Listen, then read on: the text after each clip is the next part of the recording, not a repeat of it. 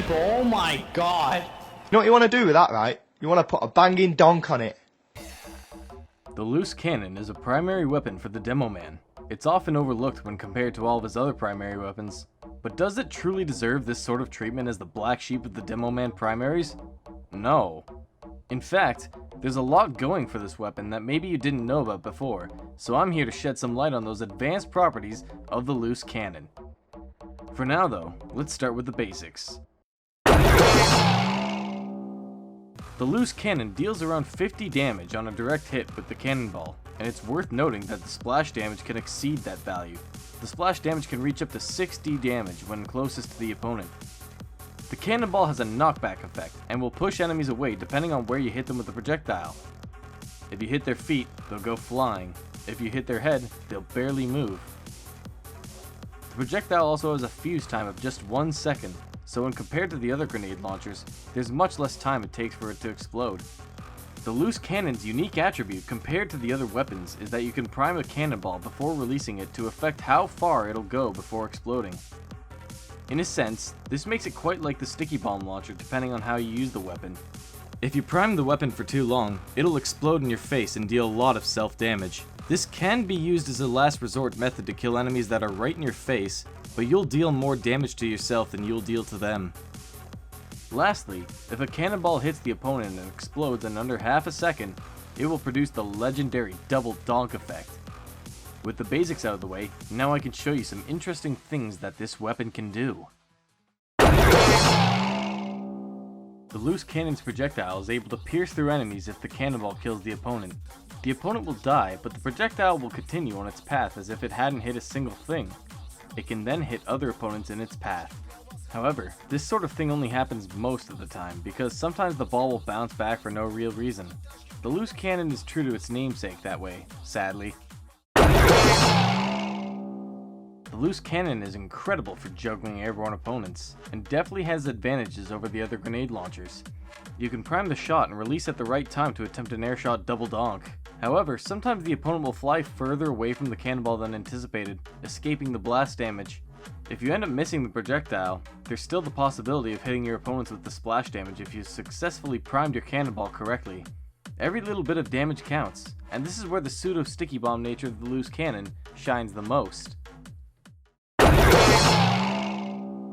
The loose cannon is incredibly effective at denying Ubers from enemy heavies. Whereas other projectiles will simply explode without affecting the heavy, the loose cannon's cannonball will still push back an enemy heavy upon contact.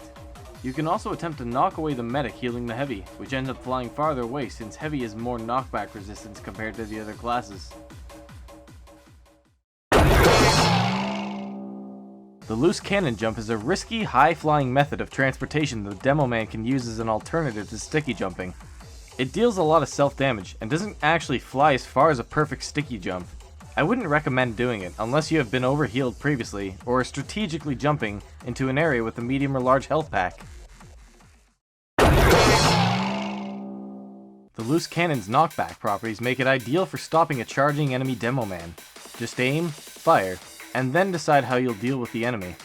The same can be said for any dive-bombing soldier or troller, provided you can hit your airborne opponent with the cannonball as opposed to the splash damage. Despite most trollers opting to use the man-treads, the knockback produced by the loose cannon will still be enough to throw them off course, and even more so if you end up inflicting a double donk on the flying foe.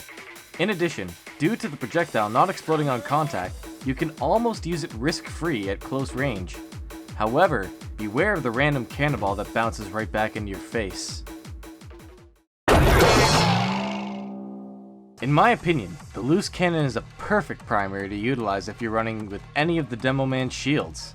The weapon itself can be seen as a poor man's sticky bomb launcher, and any unconventional usage of the weapon can be replicated with the loose cannon. Instead of airburst stickies, you can prime and release a cannonball that will explode within the opponent's proximity. This deals a lot less damage than any sticky bomb, and you have half of the ammo reserved in a full clip, but it's a good enough compromise in my opinion. Sticky bomb jumping can be replicated with the loose cannon jump, and while only slightly inferior, still gets the job done, and isn't as noticeable of a drop in quality compared to the sticky bomb launcher. A con of the loose cannon that isn't shown on the stats of the weapon is the reduced effectiveness against sentries. The cannonball doesn't explode upon contact, which also applies to engineer buildings. You'd have to prime the ball to explode as soon as the cannonball touches the enemy sentry to get the same effect as the other grenade launchers. However, the extra splash damage gives it a slight advantage over the other ones except for the lock and load. You have a maximum damage potential of around 110 damage in one cannonball due to the splash damage. Regardless, the shorter fuse time means you have to get closer if you hope to hit the sentry, and a level 3 one will easily outrange you in most scenarios. It's not impossible, but it's not easy. Mini sentries, however, can be faced with a better degree of success. Your bulky health pool makes it so that you can take one right on, and not die if you do everything right. If you prime your shot perfectly against an air blast happy pyro, you won't need to worry about it coming back at you if you're far enough away. That being said, if you do get hit, the loose cannon's projectile will not mini crit or double donk you. It's a weird bug that I don't mind. No bias. Fun fact, in MVM only, if you perform a loose cannon jump whilst equipping a shield, the explosive damage resistance will be applied to you, resulting in you taking less damage every jump. It's indicated by this sound.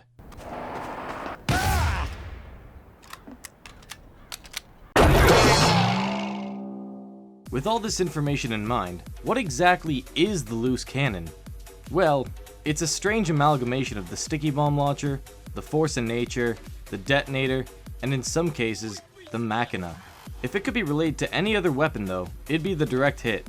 What I mean is that it has the potential to be more lethal than the traditional stock weapons, yet it comes at the cost of removing a practical stat that everyone relies on.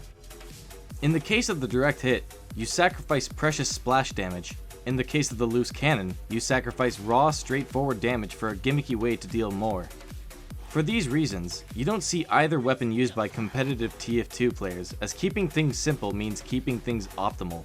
Perhaps the loose cannon is too complex for its own good, and to be fair, you have to have a very high IQ to understand. The loose cannon's got a very high learning curve compared to the other weapons, and that may be its downfall. If you take the time to master such a complex device, you'll be a force to be reckoned with. For this reason, the loose cannon earns the pretentious title of the Thinking Demo Man's Grenade Launcher. In conclusion, the loose cannon is an unorthodox side grade to the other grenade launchers, but what it lacks in familiarity can be more than made up for in versatility. The other grenade launchers will have an easier time picking off clusters of people, whereas the loose cannon is more suitable in 1v1 scenarios. Even though it's currently seen as a meme weapon, hopefully this video changed your mind a bit on the whole ordeal. Tell me what you think of the loose cannon in the comments, and I hope I see you all in game sometime. Until then, this has been Happy Cultist, and I'll see you all again real soon.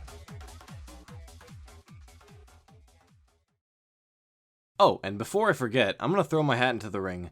Do not remove random crits. If you want to get rid of crits so bad, just join a community server that doesn't have random crits enabled. Like, simple as that. It's what you guys have been doing for years now.